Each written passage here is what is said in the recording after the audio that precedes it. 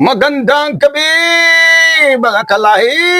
Magandang gabi sa inyo mga kalahi. No? Nandito na naman si Kalahing Saban. Mayroon na naman tayong pag-usapan patungkol ito sa ito pong mga mabibigat na paratang ng isang dati congressman na si Zaldico. No? Napakabigat ng mga paratang towards PBBM and sa kanyang asawa at sa kanyang anak na si Sandro Marcos.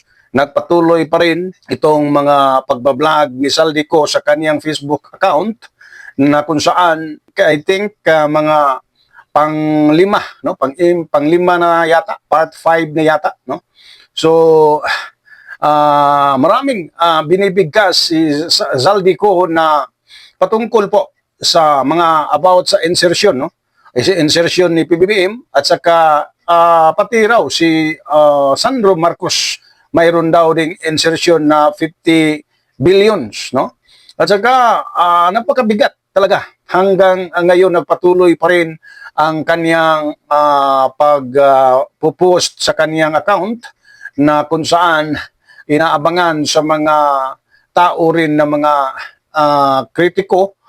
kritiko sa gobyerno, no, ni PBBM, itong mga DDS. Kaya mga kalahi, nandito na naman ngayon si Kalahing Saban upang atin pong i-debunk ang mga paratang ni Zaldico dahil wala talagang patunay na para madiin ang ating Pangulo, no? Puro na lang pagbintang, puro na lang paninira, no? Propaganda na wala talagang basis na kumbaga clear evidence na ito ba po'y ginawa ng ating presidente. Ang sabi po ni Zaldico, i-deliver daw ang pera, o saan ba ang patunay na natanggap ito sa presidente, no? Saan ang resibo? Kahit na lang video recording o kahit na lang voice record o kahit na lang picture na ito po'y natanggap ng presidente o sino bang tauhan ni presidente. Kasi kung doon lang ni Bersamin at saka ni Pangandaman, itong secretary na executive secretary, kung sila lang at wala namang patunay na sangkot ba dito si PBBM, no? Kasi may mga tao talaga sa gobyerno kahit under sa administrasyon ni PBBM na ang layunin talaga, no, yung pangungurakot, no, para nanakawin ang pera, no? Sabotahe doon po sa lower house, no, ni Zaldico, kung kasama dito si Martin Romualdez, pero wala ding ebidensya na ito pong si Romualdez ay kasama, kasi sa BICAM o hindi naman kasama si BICAM, no? Hindi naman kasali diyan sa BICAM, wala namang pangalan at walang pirma, no? Sa BICAM talaga nakikita natin doon kung sino yung mga nakapirma at sino yung kasama or membro ng BICAM.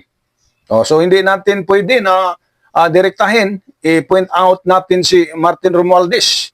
At saka naintindihan po natin talaga na ito po'y isa talagang paninira ni Zaldico dahil talagang wala na siyang lusot, no? Anhin man niya na naroon siya sa ibang bansa. Ngunit ang buhay niya ay talagang napakasikip na dahil hindi siya pwedeng magpaplastada o hindi siya pwedeng magpapakita kahit kanino.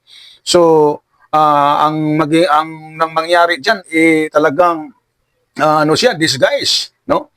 So napakahirap at napakapangit na sitwasyon pag ganyan, laging nagtatago, takot kasi maraming atraso, no? Yun talaga.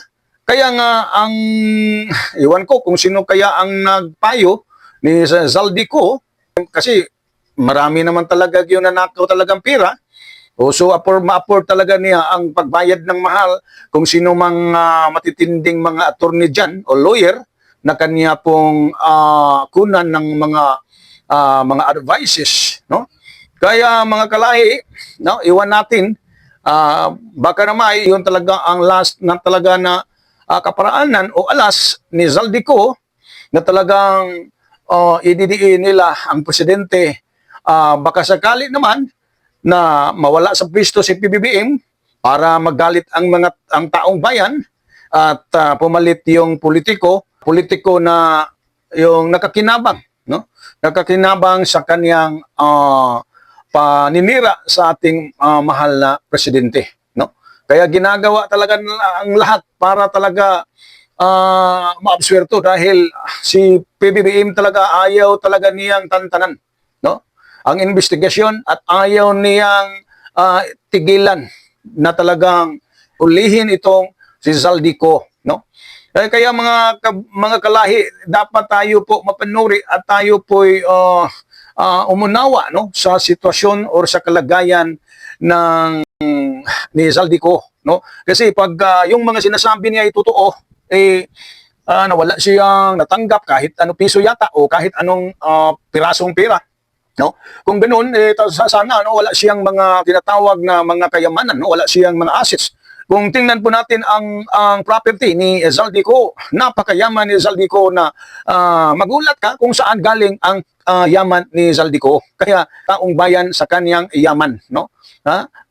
Irang Iloplano bang pag-aari ni Zaldico, no? Ang kanyang air assets parang nasa 4 billion ang air assets. Napakatindi pala, ilang eroplano na yan, private airplane para sa kanyang sarili. Kaya mga kalahi, talagang napakaliit na ang ikot ng mundo. Paiksi ng paiksi ang panahon, ang lugar ni Zaldico dahil siya na po'y may nakatakda ng warrant para sa kanya na siya po'y uhulihin. At hanggang ngayon, nagpatuloy pa rin siyang nagbakasakali na talagang magalit ang taong bayan, patuloy pa rin siyang gumagawa ng mga propaganda, pati na si Elisa, pati na ang anak na si Sandro ay pinagbintangan na rin na mayroong insertion na 50 billion, no? Ito po ay hindi kapanipaniwala dahil makikita naman ng taong bayan kung anong klaseng pamilya itong Marcos, no? Ito si Sandro, napakatino na bata, napakagalang, napakabait, tapos pinagbintangan. Kasi wala na talagang lusot para sa aking pag-intindi. Ito po si Zaldico, talagang napakaliit na talaga ang mundo. Kaya ginagawa na niya ngayon. Parang naisip ko talaga na ito po ay advice yata ng kanyang lawyer, no? Nawala-wala na talagang walang kabuluhan ng mga pag-aari dahil na-praise na daw. Walang kabuluhan yung gaano kayaman na si Zaldico dahil lahat ng mayroon si Zaldico talagang kukunin na ng gobyerno, no? Kaya talagang nagsalita na ang ating presidente na si PBBM, no? Kahit siya po'y pinagbintangan na wala namang katuturan, kahit siya po'y sinisiraan, no? Ay talagang nananatili talagang matatag ang loob ni PBBM, nananatili siyang mapayapa at nananatili siyang kalmado at nananatili rin siyang mapagkumbaba. Panoorin at atin pong pakinggan kung ano po ang sinabi ni PBBM sa kanya pong report sa inyo tungkol sa mga developments sa mga kaso hinggil doon sa mga flood control project. At i-report ko po na ngayong araw yung AMLAC, yung Anti-Money Laundering Council, nakakuha na po ng 2 freeze order. This brings the total amount of assets frozen to about 12 billion pesos. Kasama po dito ang mga air asset ni Zaldico, ang value mga 4 billion. At bukod pa ron, meron po tayong nakuha 3,566 na bank account, 198 insurance policies, 247 motor vehicles, 178 real properties, 16 na e-wallet account, at saka air asset na frozen na. Umpisa lang po ito. Mas marami pong asset ay mafo-frozen para maibalik ang pera ng tao sa kanila. Ito po ang aming pangako that the money of the people will be given back to the people. Meron din pong development, yung ICI at saka DPWH magsusumito po ng ebidensya sa ombudsman and magrekomenda sila ng kaso ng plunder, anti-graft, bribery, conflict of interest sa 8 congressman na may-ari ng mga construction company na may proyekto sa DPWH. Lastly, meron po akong ipapanggit sa inyo. Tinapitan po kami ng abogado ni Zaldico at nagtatangkang mag-blackmail na kung hindi po namin kakanselihin daw ang passport niya, hindi na raw siya maglalabas ng video. I do not negotiate with criminals. Kahit maglabas ka na ng video ng lahat na kasinungalingan mo na pag-destabilize sa gobyerno, gusto kong malaman mo, Zaldi, makakansela pa rin ang passport mo. Hindi ka na makakatakas sa hustisya. Ngayon mga kalahi, no, narinig natin ng ating presidente na sa kanyang pananalita, napakamahinahon, kahit siya po'y sinisiraan talaga, napakamahinahon at napakakalmado ang ating pong presidente, no? Napakadesente na tao talaga, no? Iwan ko kung anong klaseng ugali ng ating presidente, napakakalmado. Kaya mga kalahi, atin pong maunawaan talaga na napakarami talagang na-praise na ngayon na mga assets, na-praise na ngayon na mga bank account, na-praise na ngayon na mga e-wallets, na-praise, napakarami. Ito na naman, no, pati kasama na dyan ang mga air assets ni Zaldico. At ito naman si Zaldico, alam naman natin sa mga balita, napakarami itong property, marami itong bahay, at maraming sasakyan, maraming mga Ferrari, may mga Ferrari, iba't ibang klase o uri ng mga sasakyan, kahit ano, at saka maraming mga bahay, maraming mga kundo. Ito po ang kalagayan ni Zaldico noong active pa siya sa kanyang posisyon dyan po sa House of Representatives. Kaya mga kalahi, maunawaan talaga natin kung sino talaga si Zaldico. Ngayon, hindi talaga nag-aaksaya ang panahon ng gobyerno. Talagang pinipersecute talaga siya at talagang huhulihin.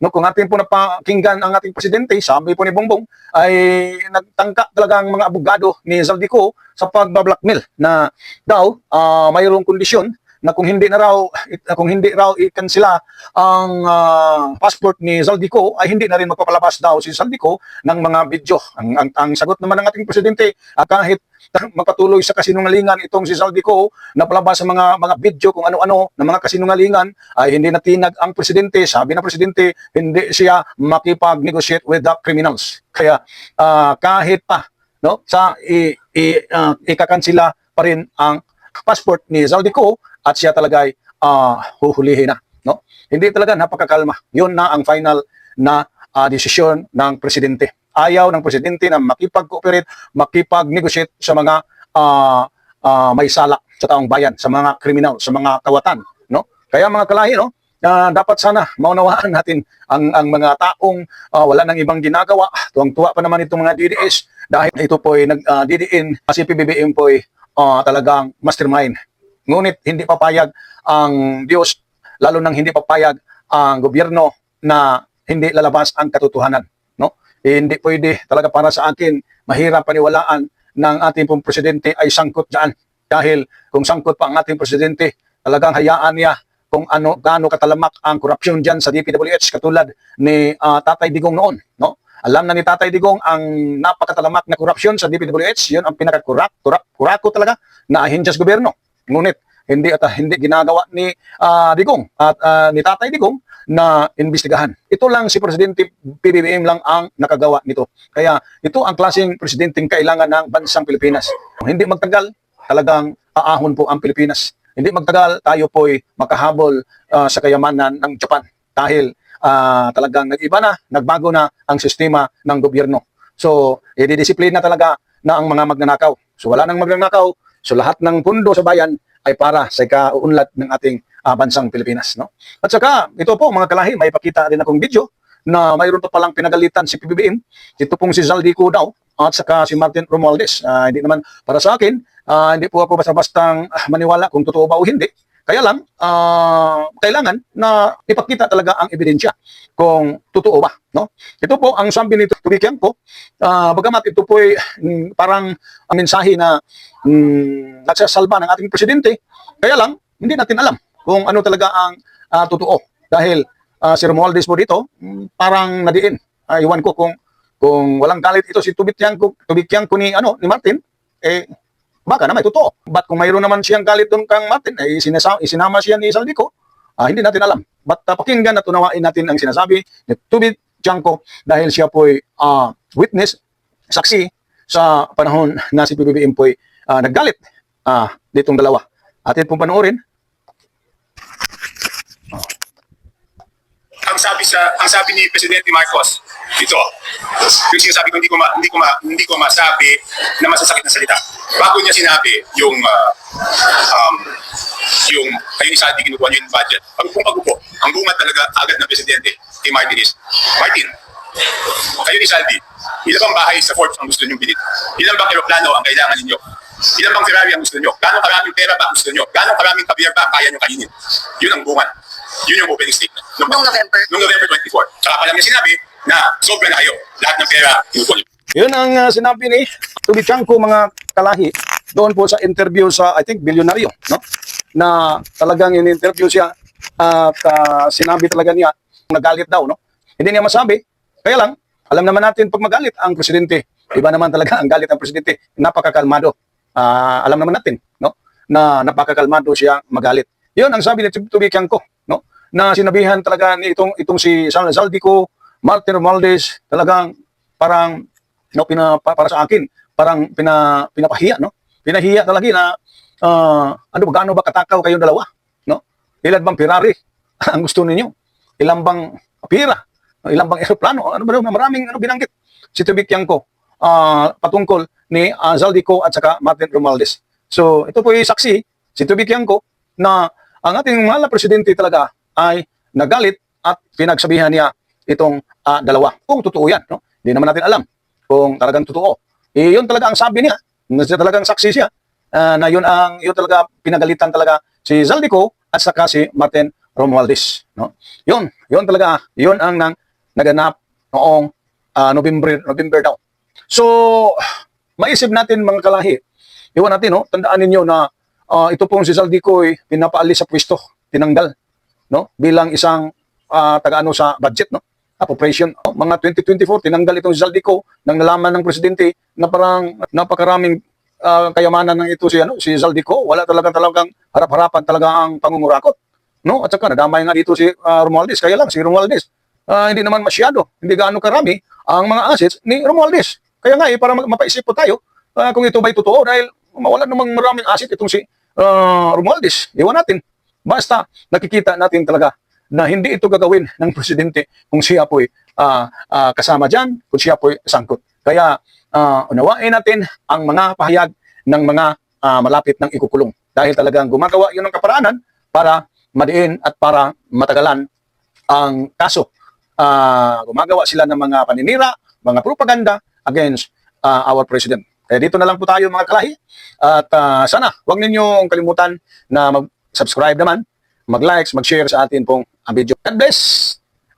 Kailangan tayong masunurin sa atin pong gobyerno.